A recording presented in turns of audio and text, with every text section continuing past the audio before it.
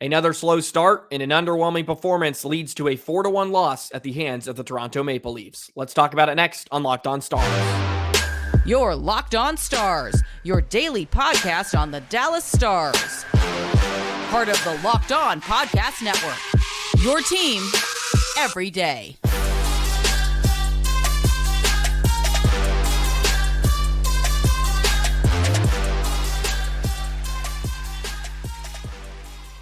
Howdy, Stars fans, and welcome back to another episode of Locked On Stars, part of the Locked On Podcast Network, your team every single day. It's a pleasure to be with you. I'm Joey Erickson, former producer of 105.3 The Fan and play-by-play voice of the Chippewa Steel. Make sure you go ahead and hit subscribe. Never miss an episode of Locked On Stars. Thank you for making us a part of your day and making us your first listen. The Dallas Stars fall to the Toronto Maple Leafs last night by a final score of 4-1, and a pretty underwhelming performance all the way around for Dallas. They got off to a slow start, better second period, and then Toronto closed it out into the third period. And I have plenty of thoughts and plenty of things I want to get into.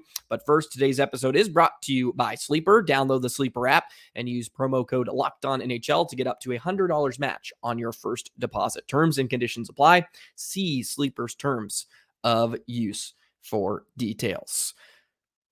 We'll start here. The slow starts have got to stop, and they continued last night. And the reason I'm going to harp on this a bit harder than I would usually early on this season, one, it's become a theme, and also your margin for error really slims when you play that way in a first period, especially against a team like Toronto. And when you're playing catch up, this team is probably not going to be that great at playing from behind. Most teams aren't. And the Stars in the past, of course, have done well to play from behind. But when you're playing a team like Toronto that loves to play offense, they're young, they're high flying, they're going to get their opportunities and they're going to bury you. And eventually they did. They got a few bounces that went their way and they forced the issue and they were able to capitalize a few times. But the margin for error just really, really slim. So even when you play a great second period, a dominating period like they did, and one bounce goes the way for Toronto, you end up on the losing end. And that's why the slow starts are very, very frustrating. At the end of the day, we're 6 games into this thing, so I'm not hammering the panic button by any means, but I would like to see Dallas play a little bit better in the first 10 minutes of a period because, like I mentioned, the margin for error really, really slims when you get off to those slow starts, and you can't constantly be feeling your way into the game. And with your backup goaltender in net, Wedgwood, who was very, very good in the contest, but you would like to help him out a bit more. And Toronto had a few really point-blank chances. And, of course, they opened up the scoring on the 4-on-4, and there was a list of problems on that goal. You could have blamed almost 3 guys for it. Lindell missed him. Pavelski didn't mark him. Either way, someone has to mark Morgan Riley, who was left all alone, and he was able to beat Scott Wedgwood for the win. But the first period flows or inconsistencies continue. The Stars have been outshot 70-47 in the first 20 minutes so far this year, which I don't have to tell you is not very good. And they've been outscored 5-2, and they haven't been very connected. Of course, DeBoer kept the same lines that we saw in the second half against Pittsburgh on Tuesday night, and he tried to see if that would inject some offense. And, you know, it's not for the lack of chances. I mean, the Stars are getting to the good areas. They're getting opportunities. Looking at the scoring chances in general, it was 22 or 35-22 in favor of the Stars. High dangers was 16-9. So they're getting to the right areas. That hasn't been the issue. It's kind of just lack of execution right now, which, granted, it will probably come at some point. Sometimes it just feels like nothing is going in. They've played some really good netminders too early this year. We've had some very, very good performances. And Joseph Woll, who I talked about in the preview yesterday, he's come in and he's done a phenomenal job. Sheldon Keefe may have found his guy. And he was very, very good. 28 of 29 for the young kid. And he was good when he had to be. Stars didn't make his life all that tough. It was actually 31 for 32, excuse me, in the contest. But Woll was very good, and he picks up another win. And he came in against that horrendous start for Samsonov against Washington, made 29 for 29 there, led them to another victory before coming into Dallas. And he was steady once again, very good, controlled his rebounds. Stars didn't get very interior. Credit to Toronto, too, in the first. They took away a lot of time and space. They made it tough. But as the game wore along, the Stars got better, which is a positive. Unfortunately, that's another thing that's been kind of a theme. It's you're waiting 15 minutes to finally get into your game. In this case, it was really 20 before they really hit their stride. And it was just kind of too little too late at that point. The fourth line was really good. Marchment, Craig Smith, and Foxa. Craig Smith was the best forward, I think, in the entire game. He was creating chances. He was working hard. There was determination. There was urgency from him, which you can't say up and down the lineup. The Stars look a bit lethargic sometimes, just a little bit slow getting to pucks, and Toronto was just quicker on some things. But I thought Craig Smith played an excellent game. Whatever line he was on seemed to be driving the majority of chances, and he had an opportunity to play with Ben and Johnston as DeBoer continues to kind of jumble some lines just to see what he has in some guys. But I thought the fourth line was very good. Robertson was a bit missing in action tonight. He was just not quite himself, didn't look like himself. Rope is kind of been the only guy so far on the top line, and that's no disrespect to Joe Pavelski as well. He just didn't have his best night, but to stay on Joe Pavelski, congratulations, celebrated his 1,000th point that he collected last year against Detroit. But Rope was pretty good in the contest. But just once again, it's just the slow starts, and if you're not executing, it becomes very, very tough to play from behind. And when you get a netminder that's sharp and ready to go, it makes it very, very tough to come back. But Thomas Harley played well. He was positive. He's looked very, very good the last 3 nights, which is a great sign. He's playing a lot. Had some great chances. Unfortunately, did not cash in, but he's been good. Some of the time on ice numbers at 5-on-5. Miro played 26. He played a ton during the stretch. It was good to see them on the 6-on-5. That's a silver lining, is that they get some work in on that. Unfortunately, just cannot really get anything in front of Woll or any just shot through from the blue line. And that's bled over into the power play. And we've talked about that at nauseum. Power play, once again, just bleh, to put it like that, I guess, as a sound.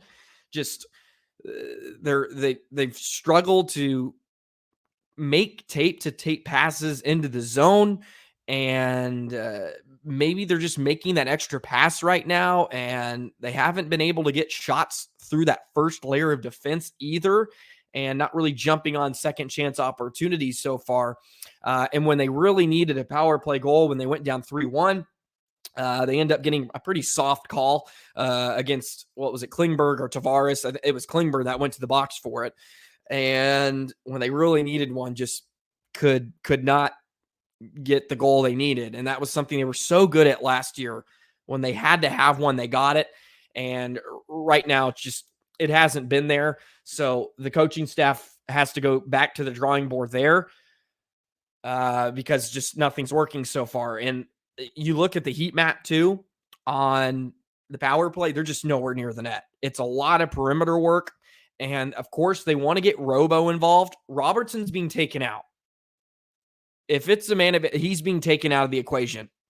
The whole penalty kill for every team that I've seen, they're all shading over to the right circle where Robertson likes to call home.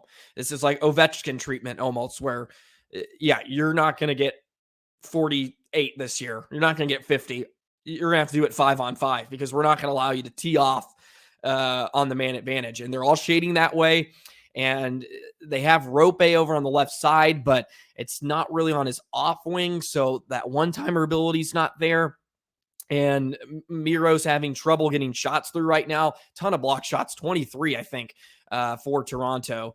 And the Stars weren't great in the dots either. The numbers there, I think I think they only won 17 draws on the night, 45% for the entire game for the Stars, which is a bit uncharacteristic for the Stars as well. Wedgwood was fine, 20 of 23. Not his fault by any means. was pretty sturdy, made a couple of phenomenal stops. It could have been a lot worse a lot earlier, but Toronto with a 4-1 win on the road against Dallas. Stars fall in regulation for the first time, and they continue their struggles against the Maple Leafs. Toronto's had a lot of success here recently against the Stars. Let's continue to break this one down. We'll touch on the slow starts a bit more. I don't want to beat a dead horse. I know I've touched on it, but it's just kind of been the story so far, 6 games into the season. And we'll touch on more of this game here in just a moment.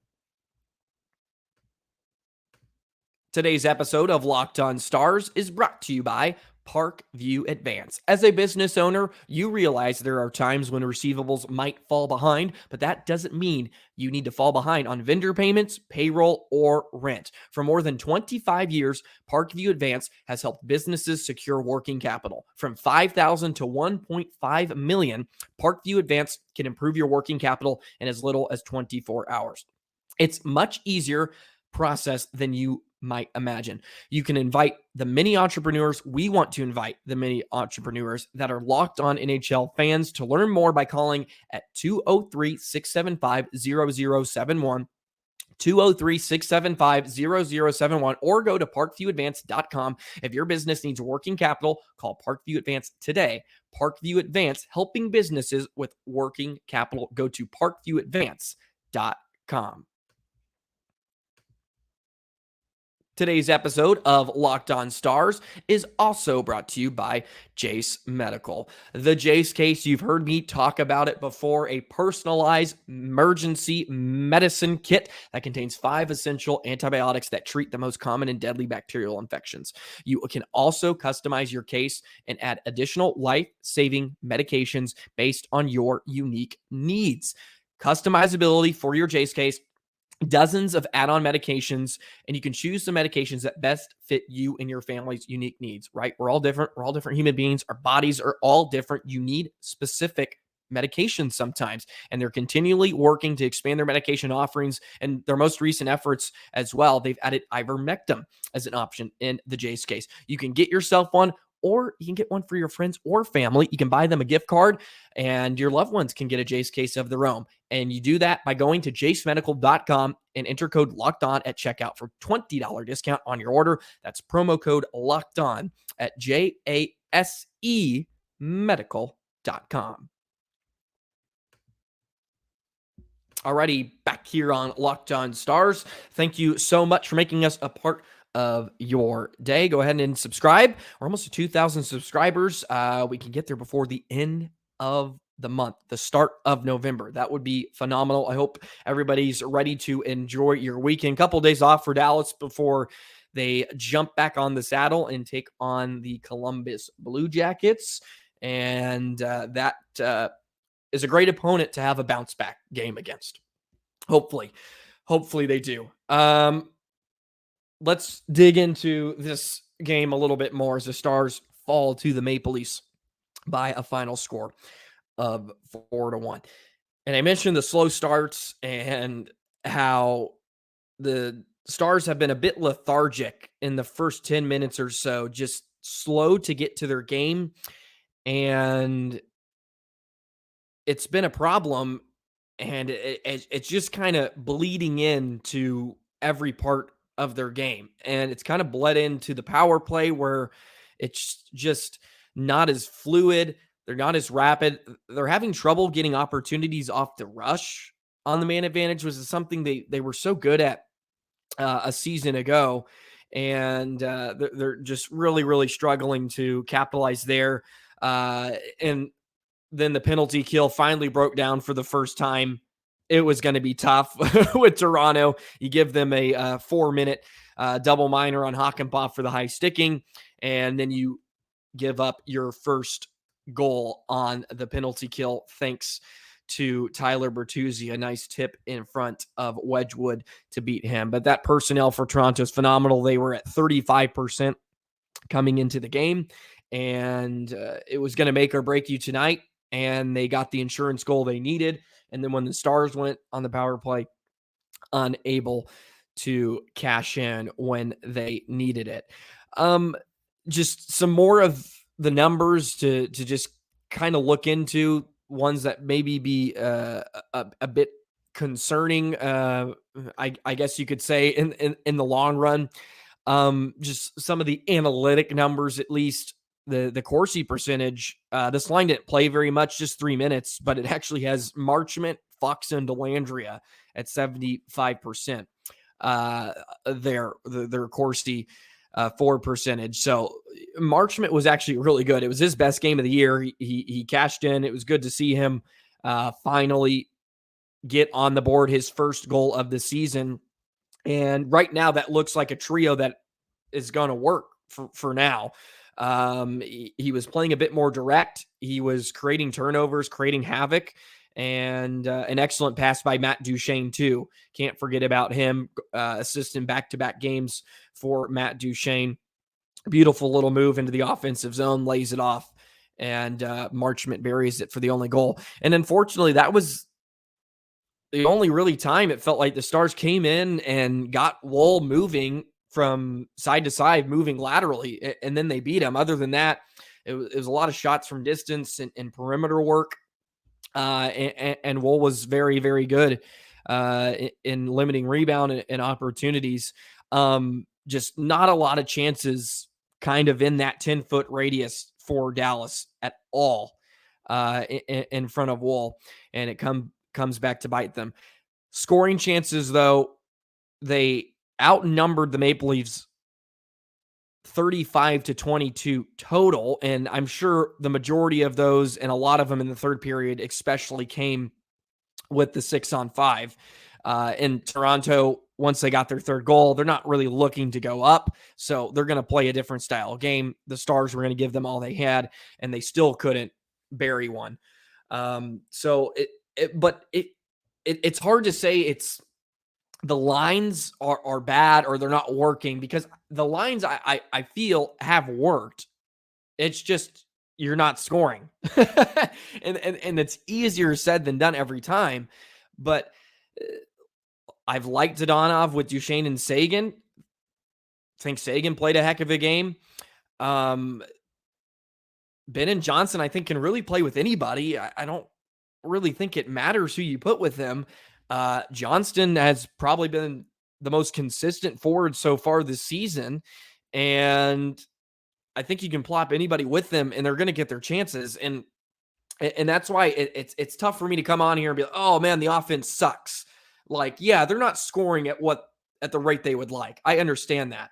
But it's not for the lack of just complete effort, or it's not like they're not getting to the right areas. Yes, they've been a bit discombobulated sometimes, but I mean, they had more than enough chances to win this hockey game.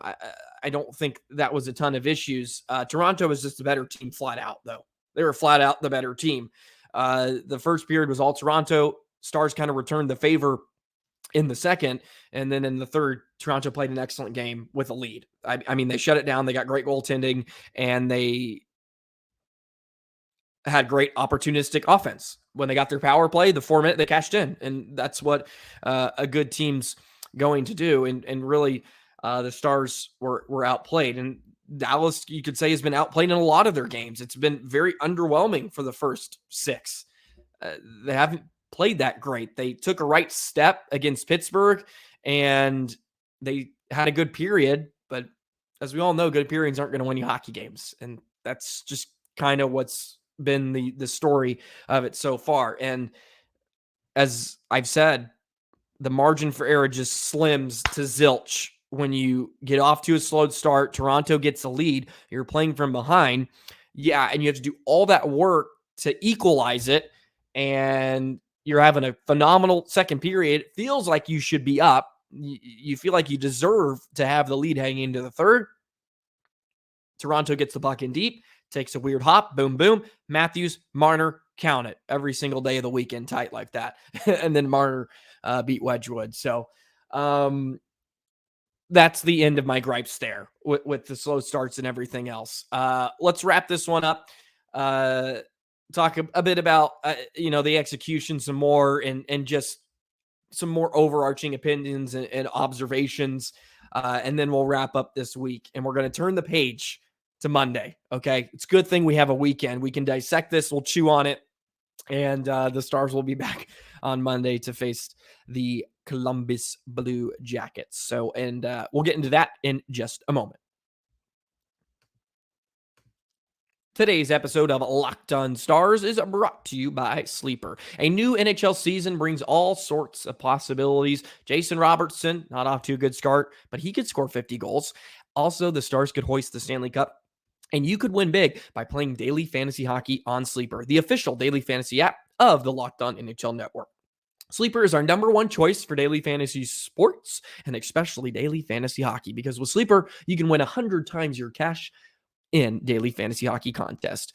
All those wonderful players you can choose from too.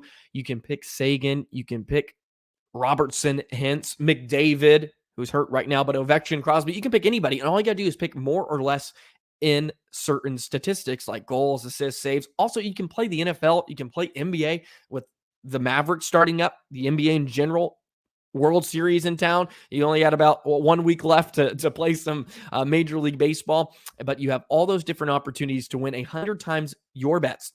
On Sleeper, you need to correctly predict the outcome of 8 player stats. You heard me, Stars fans, and you can win 100 times your money playing daily fantasy hockey with Sleeper. So start paying attention and nail your picks so you can start winning big. Use promo code LOCKEDONNHL, and you'll get up to $100 match on your first deposit. Terms and conditions apply. That's code LOCKEDONNHL. See Sleeper's terms of use for details and with location availability. Time to wrap up today's episode of Locked On Stars. We're going to crumple it up, toss it in the trash can, and we're going to be done with Thursday night's loss to the Maple Leafs, and we're going to move on. That's what we have to do. It's a long journey, and there's a lot of hockey left throughout the year. But just with the expectations that many of us have coming in to the season, it's frustrating, to say the least. It's been frustrating because you're just waiting for it to click, and it's like, oh my goodness, the Stars are rolling and just running over everybody, and it hasn't happened quite yet. But that's why I'm not going to be hammering the panic button. There's good signs. Look, they have the components and the recipe for success. I thought the Stars played very, very well defensively too. Even in the third period, they did not give up a ton other than the power play, which that's going to happen against a phenomenal team and personnel that the Toronto Maple Leafs trot out there on a nightly basis, I should say. But defensively, I thought they were pretty sound in that second period. I mean, all Toronto could do was flip it out of their own end, change, and the Stars were coming downhill. And that was the genesis of their one goal. They had a dominating shift for 2.5 minutes in Toronto end, and they finally cleared their zone. They tried to sneak in a change, and Duchesne and Marchment made them pay. And that's what we want to see, and probably the envisions that many of us had for this Stars team. That second period right there. And that's what I'm going to try to really, really focus on going forward. If you can build off that second period, Stars are going to be just fine. And that's the peak, maybe not the peak, but that's at least towards what the Stars are trying to achieve early on this year. And I hate to continue to say, well, training camp was a bit odd. Everybody was hurt. I think it did take some effect. It certainly did. Not everybody got to play with each other. And as DeBoer has kind of said, it's leaked into the power play too, with Rope being out and all that good stuff. But he's looking for more effectiveness from every line besides the top line. And the top line wasn't great, besides really Rope in the game. So he's still looking to get that depth and contributions from everybody up and down the lineup. But I thought the D-core as a whole was very, very solid. Lundqvist played another good game. There was a few gaffes here and there that's going to happen. Unfortunately, it just seems like Lindell's on the ice when those gaffes kind of happened. But Harley's looked very, very good. He's probably been the best defenseman the last 2 games.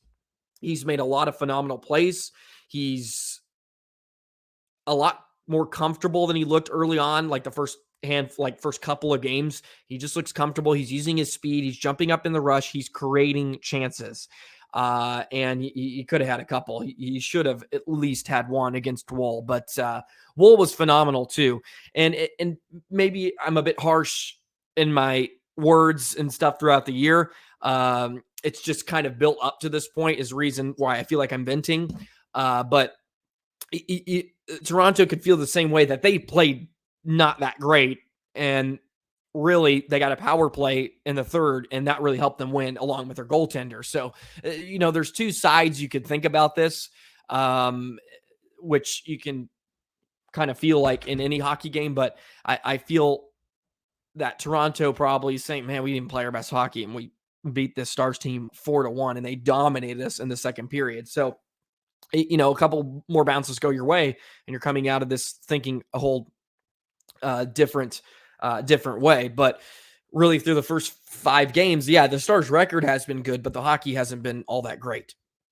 And the coaching staff would tell you that too. I'm not, this is not breaking news here on Locked On Stars, but tons and tons of things to improve on and a lot of more hockey to play. I'm going to keep telling myself, I'm going to remind you of that as well. Lots and lots of hockey. They're going to get there. Okay. It's going to take them a bit.